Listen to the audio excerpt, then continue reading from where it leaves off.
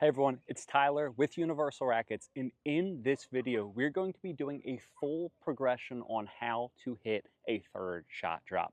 Once again, if you stay tuned for this whole video, we're going to be going over tons of tips, tons of tricks, tons of progressions and drills to do that we do at Universal Rackets that will teach any level, any age, and any athletic ability how to hit a third shot drop.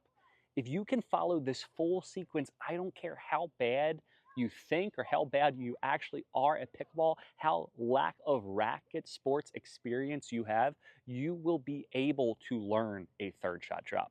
This method has worked with over thousands, probably tens of thousands of pickleball players worldwide. So make sure you buckle your seatbelts and stay tuned because this is going to be an amazing video. We're going to save you tons of money, tons of time, and tons of energy on exactly how to learn and master the third shot drop.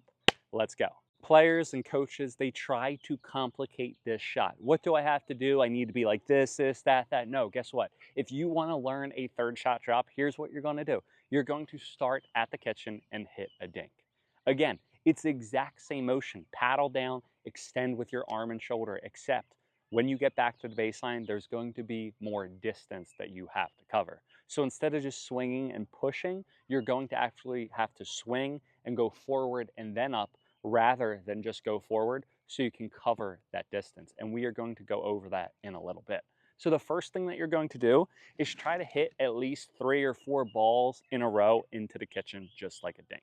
Again, you're going to just dink the ball over. Really work on extending the arm and the shoulder. Now, once you get that, all you're going to do is take a step back, and you're going to do the exact same thing. What you're going to have to understand is that the further back you are, again, the more forward and upward you're going to have to swing.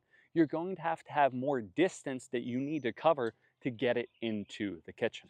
Now, the big thing with this is you use your arm and your shoulder, you don't use your wrist. Too many players go wrong, not just for their drops, but for their dinks because they think that they're flipping burgers at Shake Shack or Five Guys. I'm extending with my full arm and my shoulder. The next thing I want you to notice as well is the further back I get, to cover more distance, I'm going to use my legs. So I'm going to really get into my legs and lift the ball up. Then after I get 3 or 4 balls around here, I'm going to take a step back again. And I'm going to do the exact same thing. Make 3 or 4 out of 5 in the kitchen, and then I'm going to take a step back. And I'm getting the exact same feel. The only difference that I am doing from back here compared to when I'm up here is I'm going more forward and up. Again, it's the exact same swing. Now, again, I know if you want to play a high level drop and we'll get into that. But right now, if you want to learn the drop and you're struggling with the drop or you're having to watch tons and tons of YouTube videos, do this. Stop watching all this stuff, except for this video clearly, and start going. Dinking, then taking a step back. More distance I have to cover. And what it's going to teach you is, okay, I know how to hit a good drop. I've been doing it over and over again. But if you're here and your ball goes too high long of the kitchen, you're going to have to make an adjustment before you go back. If the ball goes in the net, you're going to have to make an adjustment. So if I get back here and I'm doing this drill that we're going over right now, this first progression, and I'm here and it's going too high, maybe I have to go a little bit more forward. If I'm going in the net, maybe I have to go a little bit more upward. And that's something I want you to focus on as well. If the ball's in the net, you have to get under and lift the ball up more. If the ball's going too long, maybe you just have to go a little bit more forward rather than upward. Is it in the net? I have to go more like this. Is it too high? Maybe I have to go like this. I'm going up too much. And that is the first progression and the first drill that you're going to do. Then after that, the main quote that I follow by Pickleball, and I hope all my students follow, is you fear a person that practices one kick 1,000 times, not 1,000 kicks 1,000 times. And that comes from Bruce Lee. I want you to focus over and over and over again to make your third shot drop like a layup. A lot of players, they struggle with the third shot drop because they only practice it once or twice. They might hit 2 or 3 in during practice, then come match play, you miss 1, you miss 2, there's nerves, and you'll never do it again, and you think you suck at drops. I want you to go over and over and over again so you can basically do this in your sleep. So after you go back and work your way back to the baseline, then all you're going to do is go forward. Now, you can do this with a partner, or you can do this with a bucket of balls. And notice, am I going over any technique whatsoever right now? Am I going over the apex ball, the footwork, the exact type of angle paddle? No, all I'm doing is actually doing it, actually going through the actual situation, having to get my shot into the kitchen. And different tips work for different people. Not one size fits all, but the best way that you can learn a drop is put yourself in a situation that you can't go back or you can't go forward until you execute the proper shot over and over again. And you're going to teach yourself. Essentially, you're going to learn on the job. Now, again, once you go back, you're just going to go forward, and then maybe you can go one, okay, it's in, now I move up, less that I have to go. You're not just working on going back, you're also working on going forward, so you can understand the difference of how much or how little you have to move the paddle and get that hand-eye coordination. Now, once you get that, once you feel good with that, and I would start off with drop feeds. If you have the luxury of hitting with someone, then I would have someone hit to you. Then it's time to go back to the baseline and put this into practice. Let's go. So the next drill that I like to do before we even start getting into hitting shots is start just throwing your paddle up and catching the ball on your paddle just like that. The reason why we're doing this is because we're teaching what tennis players and what other racket sports extraordinaires call feel. The reason why is because you need to learn how to absorb the ball. Now I'm telling you, by doing this, it's going to do wonders. Now really, you're just telling me to do this? Why? Because look, a lot of players, they don't have feel. They don't know how to absorb the ball's pace. They don't know how to let their paddle work for them. And all they do is they work for the paddle. When you do this, you're gonna go like this. Again, when you do this, you're gonna go like that. I'm not doing anything, I'm not even swinging, but what am I not doing? I'm not catching the ball. This is feel. This is not feel. This is good drops. This is high drops. The reason why is because I'm loosening my grip to absorb the momentum of the ball. You need to learn how to absorb the momentum on your opponent's shots in order to hit a good drop. Again, the difference between the dink and the drop is there's more distance that I have to cover, but a lot of players, where they go wrong is they think that they have to hit and they end up popping the ball high and their opponent's going to smash the ball down at them. So what I want you to do, if you really want to get this down, do 2 absorbs and just really work on catching the ball once you get it. And all I'm doing is just loosening my grip. If I'm holding a firm grip, again, you're going to have it pop. After you do 2 of those, then you're going to hit 2 drops. And what you're going to realize is the softer your hands are, or the more your hands absorb, the better your shot's going to be. I will say that one more time. The softer your hands are and the less you do, the better your drop is going to be. A lot of players go fight or flight. A lot of players try to swing super hard. They think of it like weightlifting or like boxing or like tackle football. I'm talking about painting, fine music, classical music, fine arts, I was trying to say.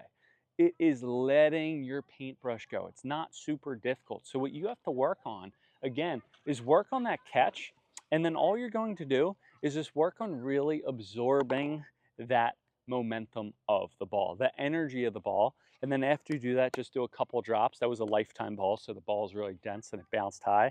Feels like a tennis ball, wasn't right for that. And then all you're going to do is you're going to do the drop.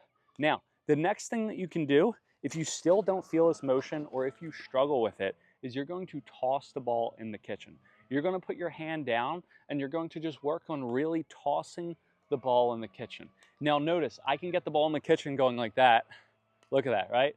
But that doesn't teach the momentum. You want to make sure your body's square and you're really just throwing the ball in the kitchen just like you're doing a beanbag. Between the catching with the field drill and you tossing the ball up like you're doing a cornhole beanbag, or you're throwing the ball up like you're bowling even, that's going to help you get that momentum. And remember, you're doing a dink, but instead of going forward and pushing, you're going forward and upward to carry that ball and get the distance. Again, the normal dinks like this, a drop is forward and upward. You have to get that motion in order to successfully execute getting that ball over and into the kitchen. Then after we do that, now it's time to really start focusing on the follow through. Less is more, and the more things you do, the more things can go wrong. And when we do a drop, you're not going to have every ball that's being served to you in a silver platter right in front. You're going to have to move around. You're going to have to get to the ball. So the goal is to simplify our shot as much as possible and basically make it indestructible or bulletproof. So when things happen, you're going to be so concise, not a lot can go wrong. So the next progression that I want you to do is once you're done, you're going to have another ball and you're going to balance the ball on the paddle. Again, you're going to hit your drop, and then after you're done, you're going to balance the ball on the paddle. This ensures the follow through.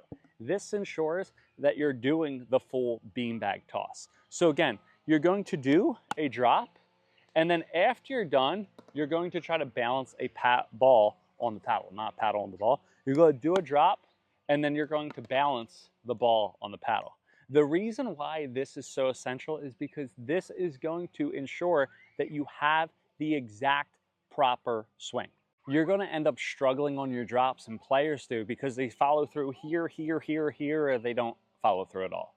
By having your paddle here and thinking that you need to balance a ball on the paddle, even if you finish a little bit up here and the ball can't stay on, it's going to help you a ton. It's going to ensure that you have a consistent swing path.